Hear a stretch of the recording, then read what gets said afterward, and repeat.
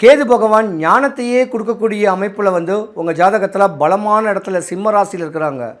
பல பேர் கோயில் கட்டணும், கோயிலுக்கு தானம் கொடுக்கணும், ஆன்மீக தன்மையை கொண்டு போகணும், சம்பாதிக்கிற காசை வீணாக விரயம் பண்ணாமல் கோயில்களுக்கு தான் கொண்டு போகணும்னு சொல்லக்கூடிய தன்மை உண்டு.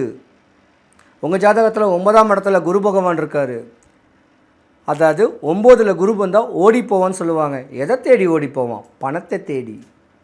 நிறைய பணம் காசு சம்பாதிக்க போகிறீங்க.